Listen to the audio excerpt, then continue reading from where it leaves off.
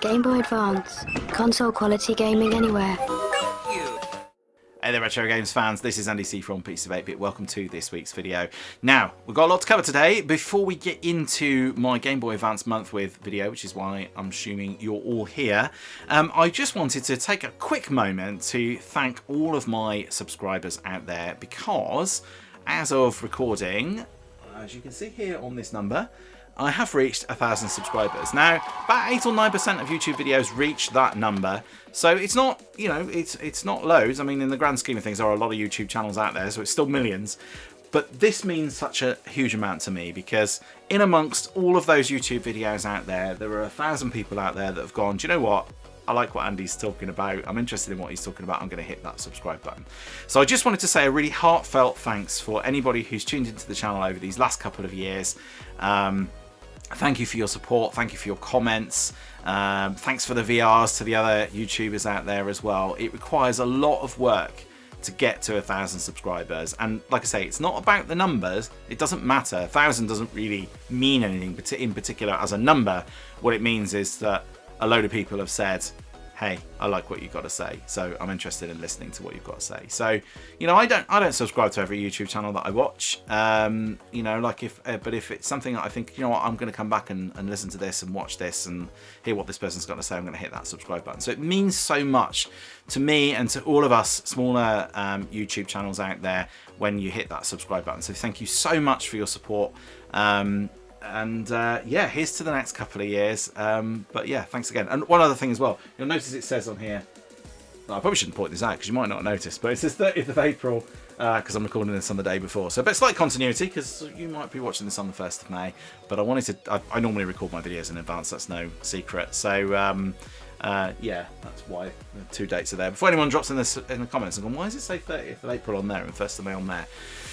Anyway, let's move on. So, okay, Game Boy Advance then.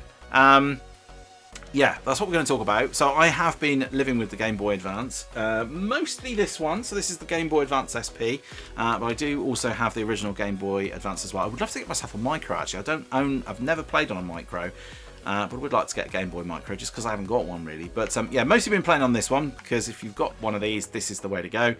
Yeah, I've been living with it for the last month. So obviously, for those of you who have been watching, you may well have spotted a few features. We talked about it as a SNES. We talked about some of the weird features that it had. We have played quite a lot of games as well. Some games that I absolutely adore as well, which we'll talk about in that section later on. So the way today's video is going to work is, as usual, if any of you watch these wrap-up month with videos, usually the way it works is a bit of preamble, I do a little bit of history of the unit, talk about some of the hardware, we talk about the games that I've been playing, how you can get back into Game Boy Advance playing, and then what it has actually been like to live with the Game Boy or the particular console for that month. So same structure as always.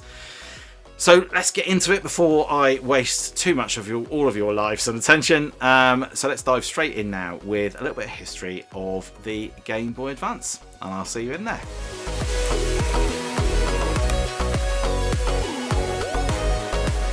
Okay then, let's talk a little bit around the background of the Game Boy Advance. Now, before the Game Boy Advance became one of Nintendo's most beloved handhelds, it had a pretty big legacy to live up to because it wasn't just another console, it was the successor to this, one of the most successful pieces of gaming hardware ever created. The original Game Boy came out in 1989 and it absolutely dominated handheld gaming throughout the 1990s. And remember, it wasn't the most powerful device out there. Far from it, in fact. Well, these machines, these two here, had bigger screens and they were colour as well. We've looked into Sega's Game Gear before, and whilst it was a machine that I loved, it lacked something that the Game Boy had, which was far more important, and that was it had a significantly better battery life, it was a lot more affordable, and it had killer titles like Tetris, Pokemon and Super Mario Land. Now, we've seen Nintendo apply this model time and time again. You don't need to be the best to be the most successful. Nintendo Wii, for instance, or even the Switch, let's face it, this model has often paid off in spades for Nintendo. So by the time the Game Boy Color arrived in 1998, Nintendo had already sold over 100 million units across the Game Boy family. So when it came to building a successor, Well, Nintendo had a pretty big challenge. How the heck do you evolve something that already works so perfectly? Well, the answer came in 2001 with the Game Boy Advance, and right away you can see the shift. You've got a horizontal layout instead of the vertical one. You've got shoulder buttons which have been added, and as a pretty huge leap in power as well. So it's closer to a portable SNES, some might say, than a Game Boy, but more on the hardware later on. The vision was clear then: deliver a console-like experience in your hands, but maintain that Nintendo accessibility at all costs. It wasn't perfect though. The biggest issue? Well, easily that there was no backlight. In 2001, you still needed a lamp, perfect lighting, or a window to actually be able to see the screen properly. And it feels kind of mad now, but at the time, Nintendo prioritised battery life over visibility, which was a very Game Boy decision. And remember also that brilliant white, low-power LEDs were still pretty much a pipe dream when this first came out. So backlights were power hungry, and they weren't all that good anyway. Remember, of course, the other limitation was that the original GBA was running on AA batteries, something which was the biggest bugbear with the likes of the Game Gear and the Lynx before it. So Nintendo wanted to make sure they weren't wasting a single joule of energy when they didn't need to.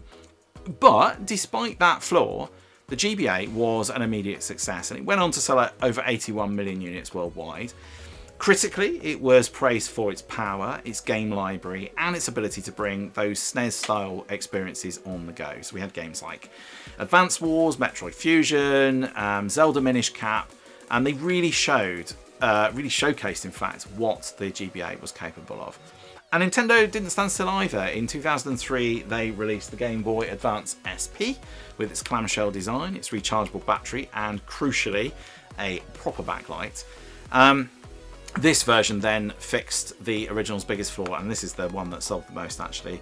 And in 2005, we got the Game Boy Micro, which was smaller, had a sharper screen, and it was more of a premium sort of niche device, but I think it was a lovely little nod to the Game & Watch, if you ask me.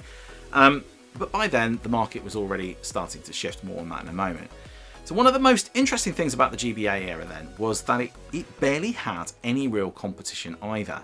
Now, despite attempts to cash in on the runaway success of the GBA and the GB before it, the Game Boy, we had the Nokia N-Gage, the Neo Geo Pocket Color, and the Wonder Swan.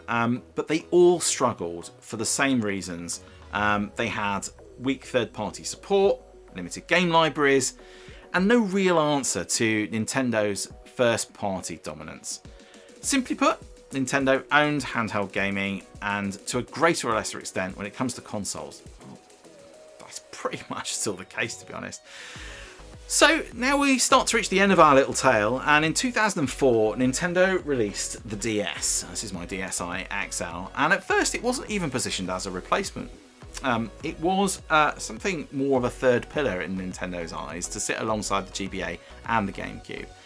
It didn't last long. The DS just exploded into popularity. It introduced touch controls, and crucially, it still supported GBA cartridges anyway. So it was the perfect transition, and by the mid-2000s, the GBA was just quietly phased out. Legacy essentially carrying forward into the DS era. So the Game Boy Advance sits in a really interesting place in gaming history. It wasn't revolutionary like the Game Boy, and it wasn't innovative like the DS, but arguably it was one of the purest handheld gaming experiences Nintendo ever made, in my opinion. Definitely a bridge between generations, and a console that proved handheld gaming could feel just like home. Let's now get on and have a quick look at what was under the hood of the GBA in the hardware section. I'll see you in there.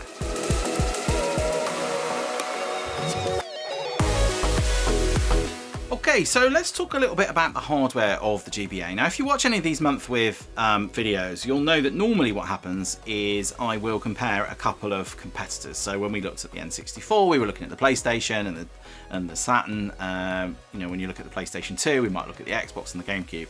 And that really kind of tells a story of, a particular unit. So for instance, the PS2, not the most powerful unit on paper, but it was the most successful, you know. So you get a bit of a story by looking at the competitor stats as well.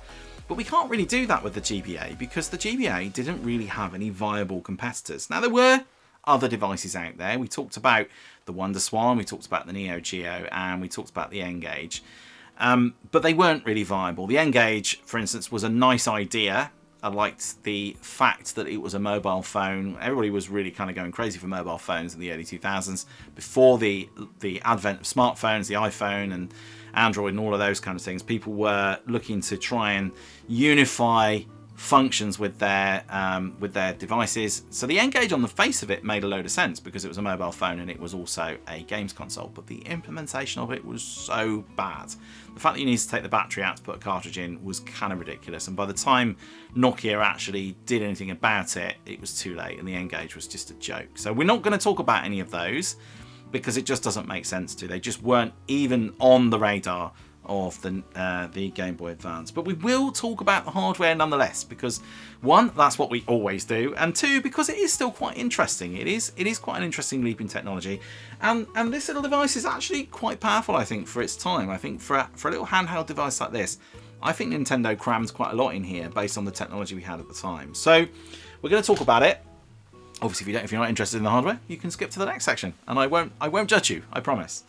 As always, I've got my iPad with all of my stats written down here, so I'm going to go through that with you, and we'll just talk a little bit about the hardware and what the implications are of that as we go. But to be honest with you, the moral of the story here is that the Game Boy Advance just had an open door to push against. It really didn't have to worry about the specs of its competitors because there weren't any, and that doesn't matter though, because I think Nintendo did a good little job. I think it was a good compromise of power in terms of the capability of the machine, but also in terms of its energy usage and the setup and affordability, and all of those kind of things were balanced in almost perfect equilibrium for the Game Boy Advance. So let's get into it then.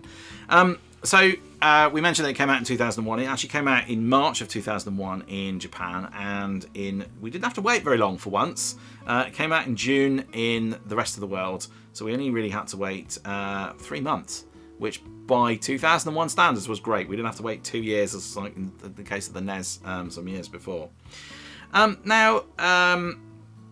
It is an early 2000s handheld, very much firmly rooted in 1990s design thinking, however.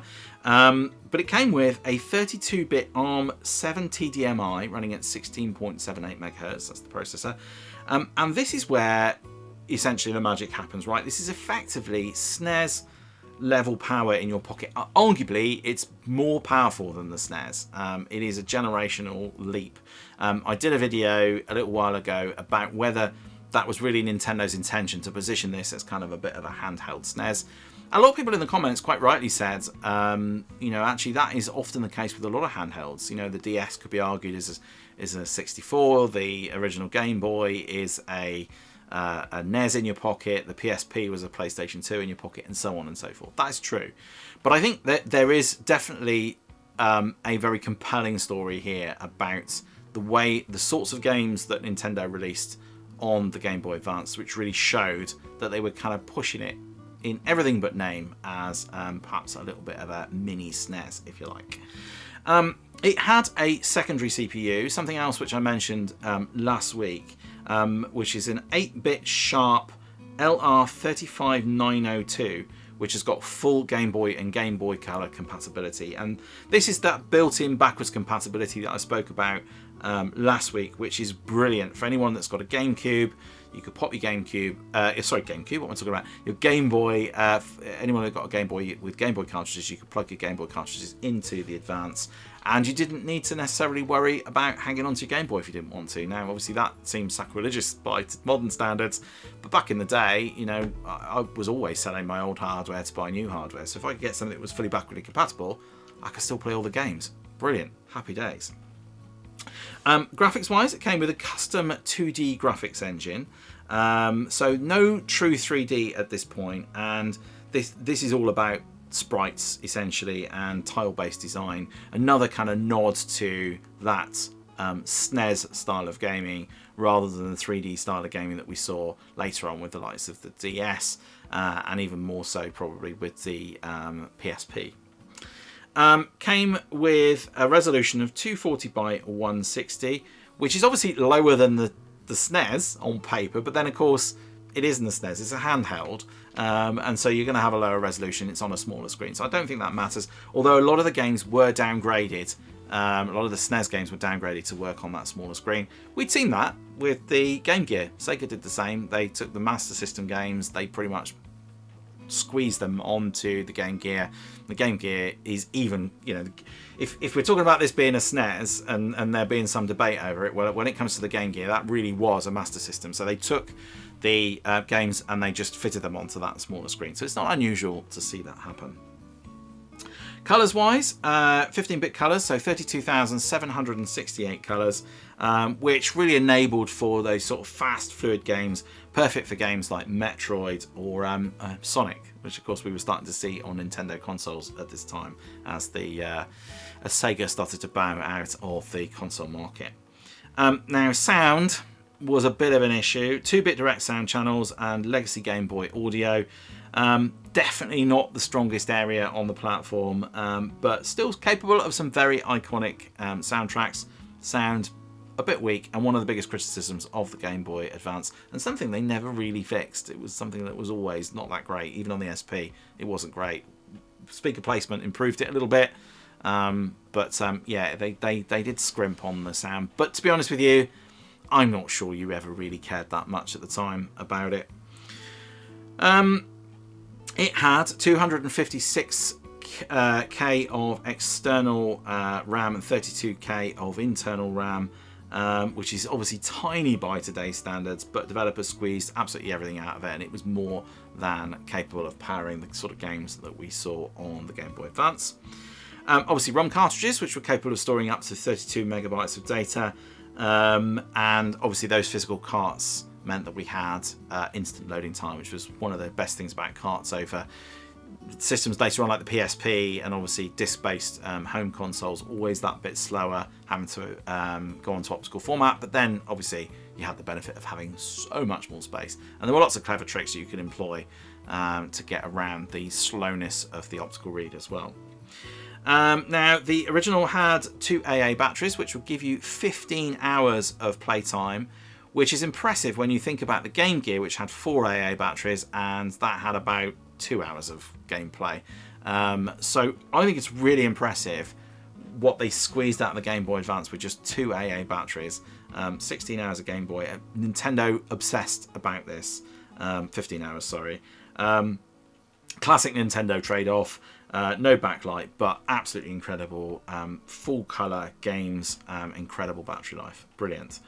Controls, obviously, we had that D-pad, we had our A and B, and our L and R buttons are being added as well, start and select, and the shoulder buttons really were quite a big upgrade. Now, I found the shoulder buttons on the original Game Boy Advance to be a little bit more accessible than the shoulder buttons on here. I feel like these are just very awkwardly placed on the SP. It's probably my only criticism of this, is it is not the most comfortable unit to hold, despite being an improvement in practically every way, certainly when it comes to the screen and the batteries over the original GBA.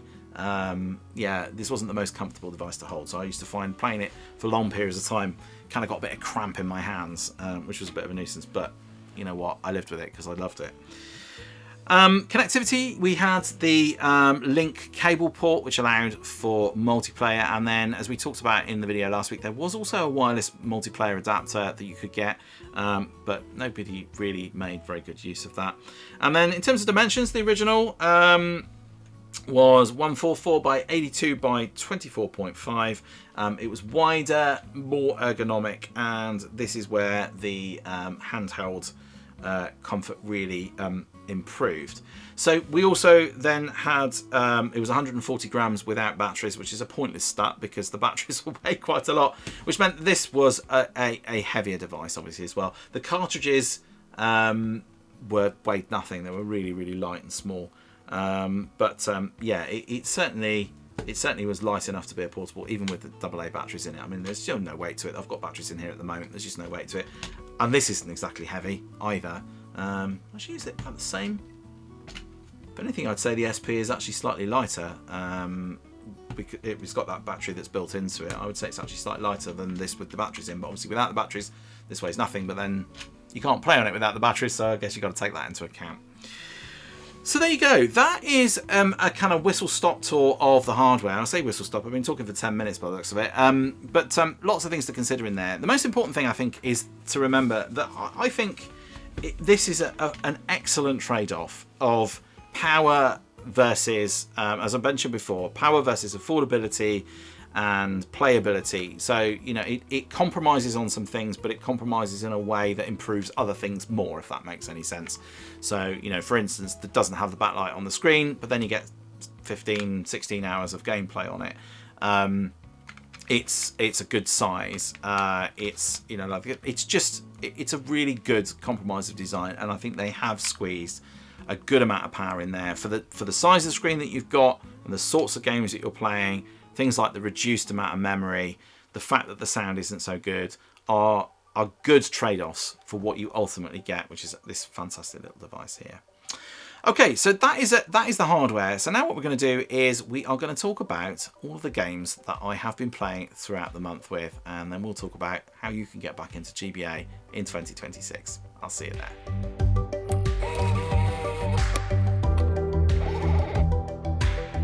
Right, the games. What have I been playing this month? Well, before we do that, I have to say the same thing I say every single month we do the months with, and that is the games make the console.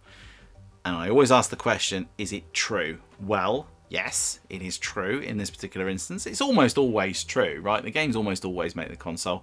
And the GBA, that is also true. And it is also the downfall of its potential competitors in that they just didn't have the games library to make a go of it. Obviously, N-Gage had other problems as well, but it was really the typical Nintendo moment of having all of those first-party titles to start with, and it was just such a huge success that, you know, there were plenty of third-party games on there. So let's go through some of the games that I've played, and it's not all been good. For the most part, it has been amazing. And whenever I get to the end of these month widths and I review the games that I've played, sometimes I think, do you know what? I've not played very much. So, you know, I think, you know, I just haven't had enough time. You know, how can I report back? And then I start to write down all the games. I'll put them on my board over there so I can remind myself. And I've made a really big list. So let's start off with some of the classic games. So these are games that I reviewed on the Bit Between. So please do go back and check those. So last week we had a look at Advance Wars, which is one of my absolute favourite games to play on the Game Boy Advance. It is a fantastic turn-based strategy game, sort of military-based game. It is fantastic. It looks amazing. It still plays really, really well. I absolutely love it. I have sunk hours into it. It's absolutely fantastic. So go check out my Advance Wars videos from Bit Between on Wednesday just gone. That was really good. Another game that I also reviewed on the Bit Between was Kirby and the Amazing Mirror. Another fantastic game. Quite a NES style sort of a game, really. Sorry, SNES style sort of a game. Well, actually, no, saying NES isn't necessarily wrong. Fantastic game. Really, really love Amazing Mirror. Definitely go check out my video on that.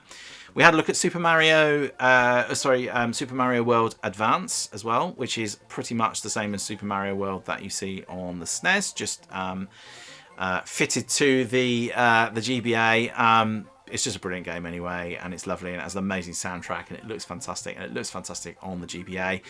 It's a little bit watered down in terms of the graphics, that kind of thing. The graphics are like sort of, it's brighter colours, but not necessarily, but perhaps more washed out.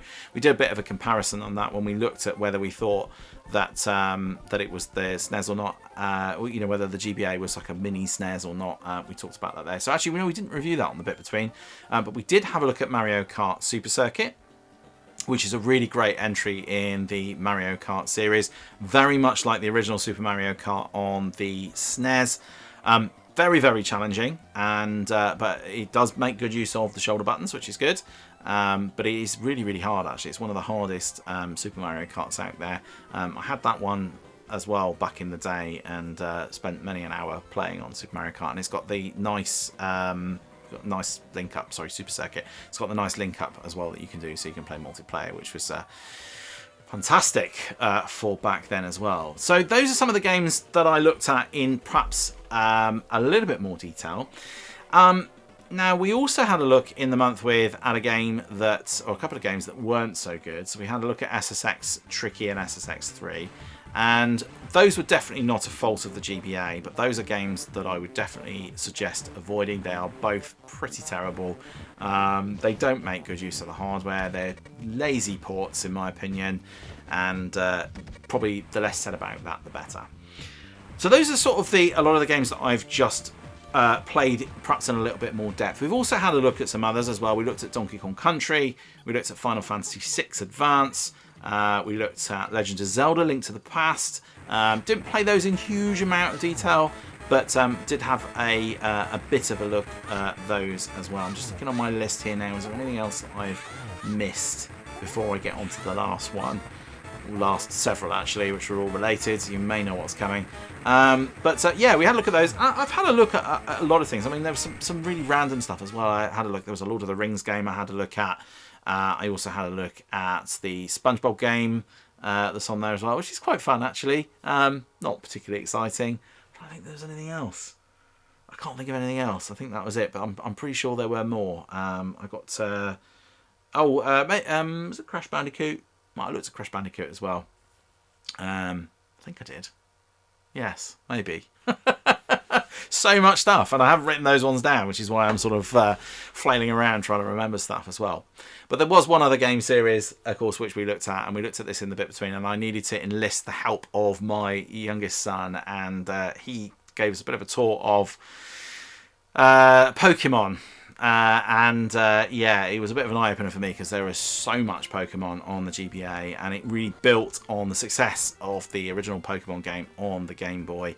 Yeah, obviously we also saw a couple of ports of that. So in terms of Pokemon games that we played, well, we played Fire Red, and there's also Leaf Green, which are the same, the same ones. And go and check out my video if you're unsure how these games relate to each other.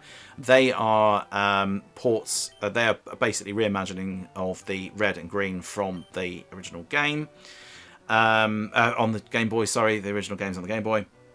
We also had a look at Pinball, Ruby and Sapphire. We had a look at Red Rescue Team, Mystery Dungeon, which is a name of a game that I always seem to manage to forget.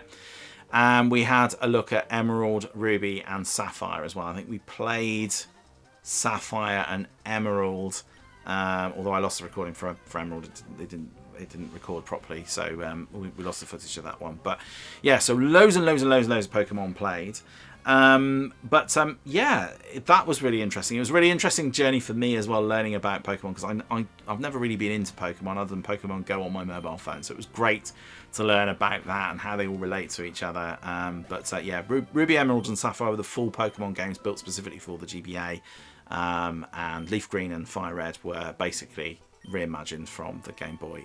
And they're all really, really good. I enjoyed watching. I didn't really play them. My son played them. He played them for hours. I said, I just need 20 minutes of footage. Played them for hours and hours and hours. So they were really good as well. And then we had a look at. We also had a look at other things as well, sort of similar things like Fire Emblem. I had a bit of a look at that, and I had a look at that on the Switch actually, on the GBA emulator on the Switch. So I had a look at a few other bits and pieces, and of course as well, I also played a few games, a few Game Boy Advance games, and that's not even my Game Boy. That is something else I'm going to talk about later. So I've got Pokemon Red on the original Game Boy. So we actually played a few of these actually on the Game Boy Advance because it'll render it in Game Boy Color mode. So yeah, that was really good as well. So we played a few original Game Boy games as well. So loads. We've been playing on it loads. I just didn't realise until I got to the end of the month. I was like, I have actually played on the Game Boy Advance quite a lot. It just doesn't feel like I have. So there you go. That is a bit of a whistle-stop tour of all of the games that I've played. There's just so much. The library is so huge on the Game Boy Advance that there are undoubtedly games in there that you may remember that I haven't mentioned. Of course, there's loads. Yeah, as a result of that, the next section is about how you can get back into Game Boy Advance gaming in 2026. And it's not that difficult. I'll see you in there.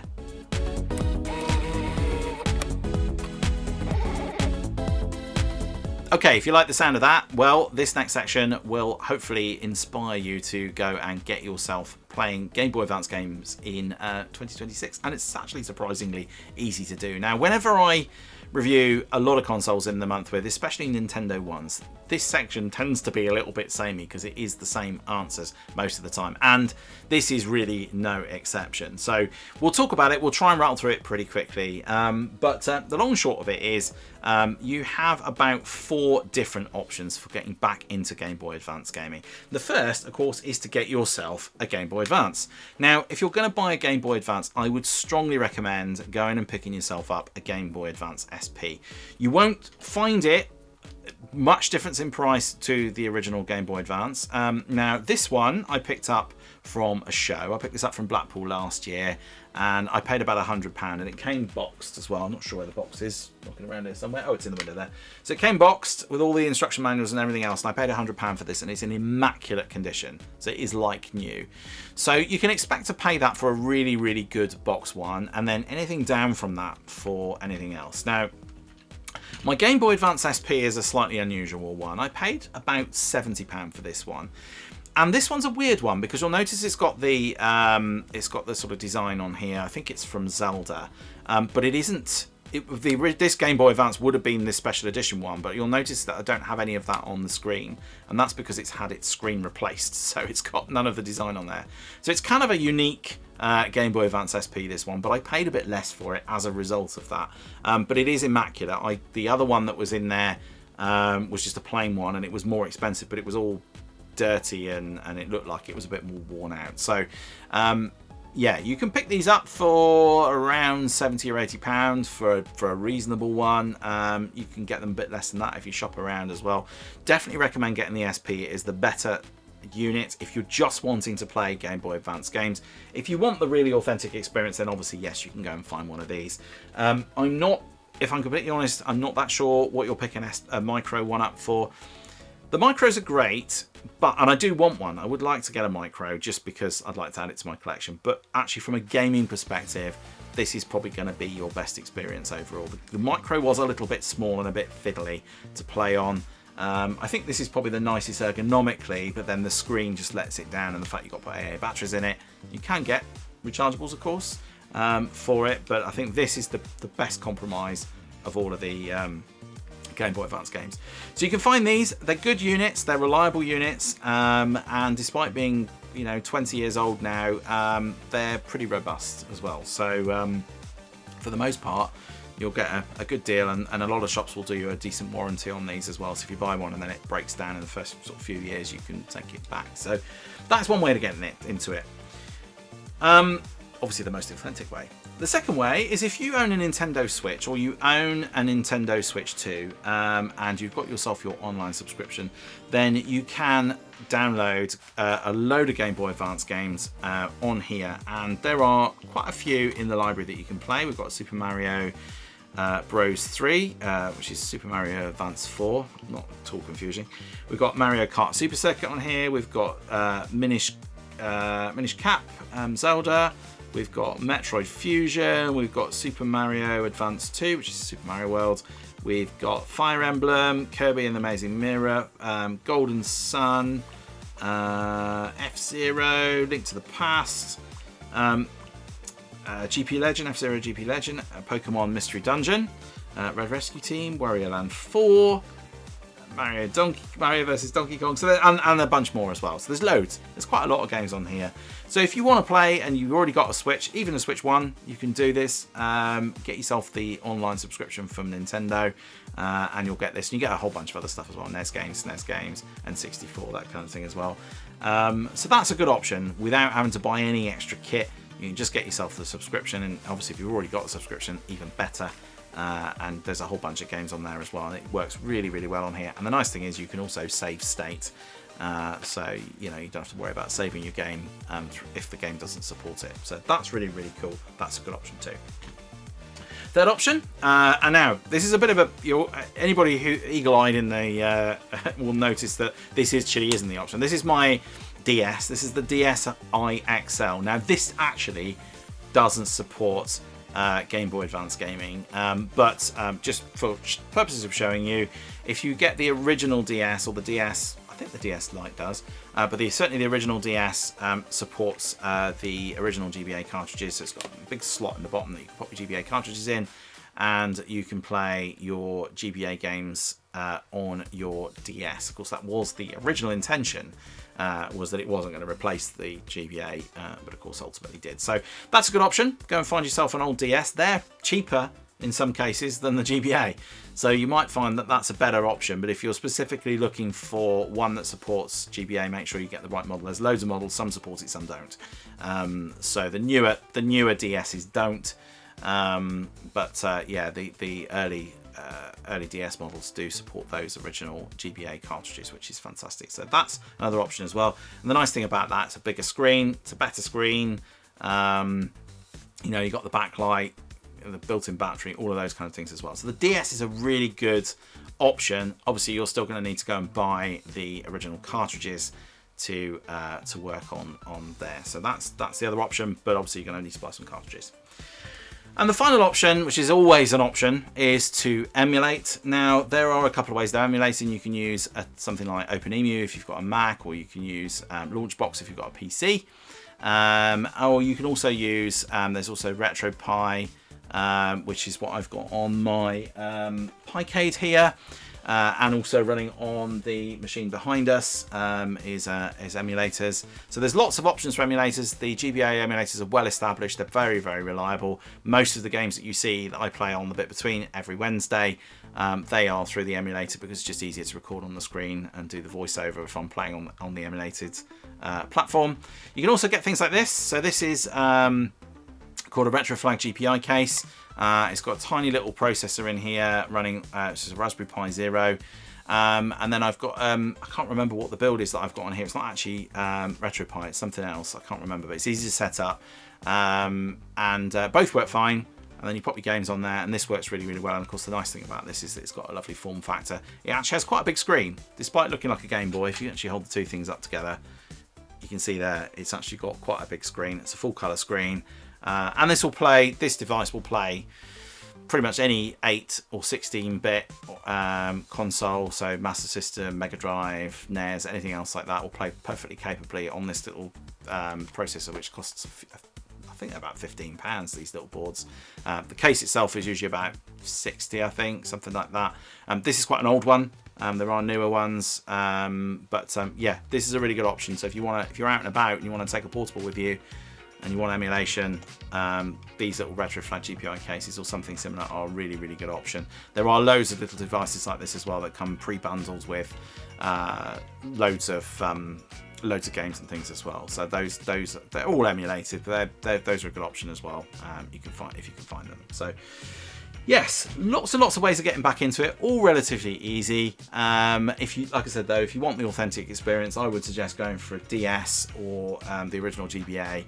And then go buy the cartridges, and they're not, you know, some cartridges are quite pricey. Some of the Pokemon ones are really expensive, but you can find ones that are, let's say, not authentic from some Chinese resellers. Yeah, you can also go into your local retro games store, and you can pick up games like Mario Kart, for instance, isn't that expensive. Advance Wars isn't that expensive, so you can have the true authentic experience with the real device and the cartridges if you want to do that. Okay, so that is it. That's how you can get back into GBA gaming in 2026. So in the last section then, I'm just going to talk to you a little bit about what it's actually been like to live with the Game Boy Advance for the last month, and I'll talk about what's coming up next in the channel. So I will see you in the final section in just a blink of an eye. See you there.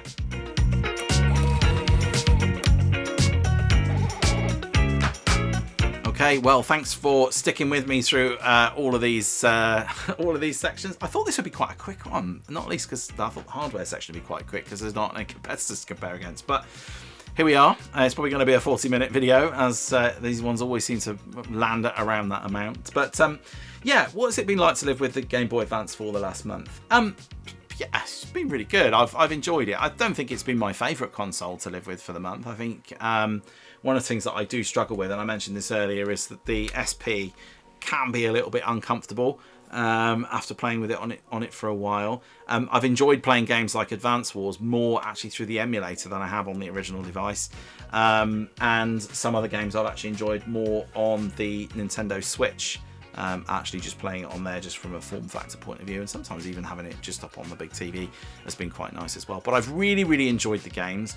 I took the Game Boy Advance with me away, so we were away at the beginning of the month, which is why I tend to do a portable. If I'm going away, I tend to do a portable because I can take it with me and tell you what it's been like. And I did enjoy sitting in a Premier Inn playing on the Game Boy Advance.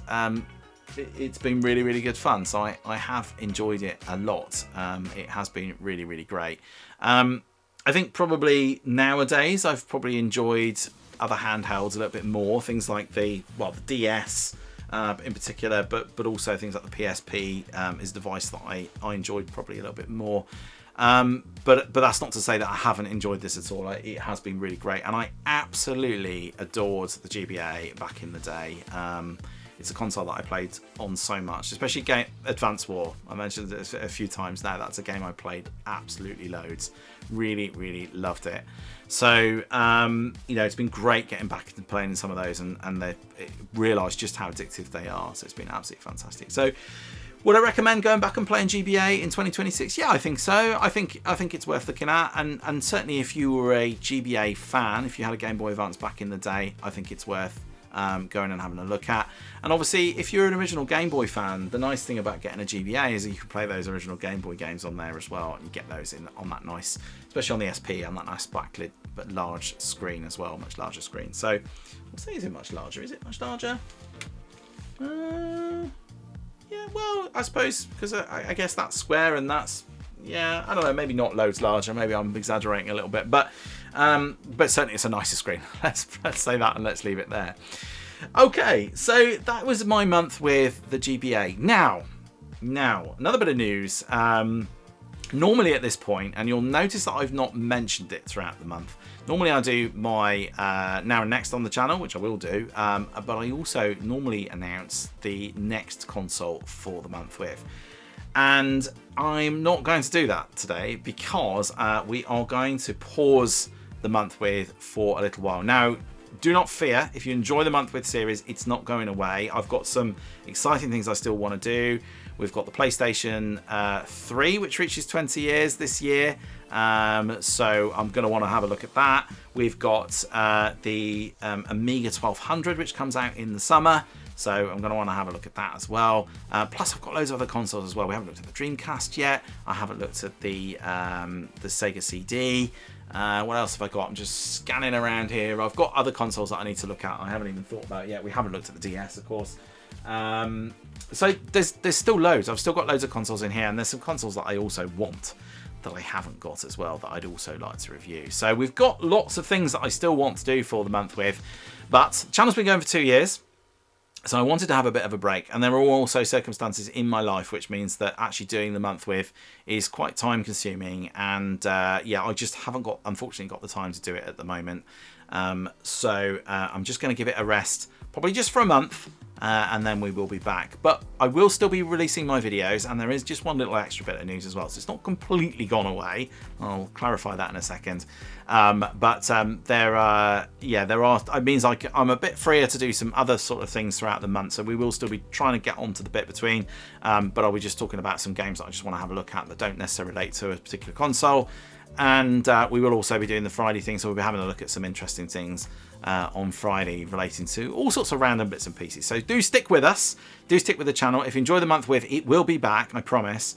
Yeah, but it's not gone away completely, so let me clarify. So what I've decided to do for this month is something sort of month with, but not game related. Let me just grab it and I'll show you what I mean. So I have decided, I bought some VHSs the other day, so I've decided to drag my old VHS out and I'm going to go stick it in the living room, and I'm going to live with this for a month. So I'm not going to be reviewing this every week. Obviously I can't do a bit between on videos.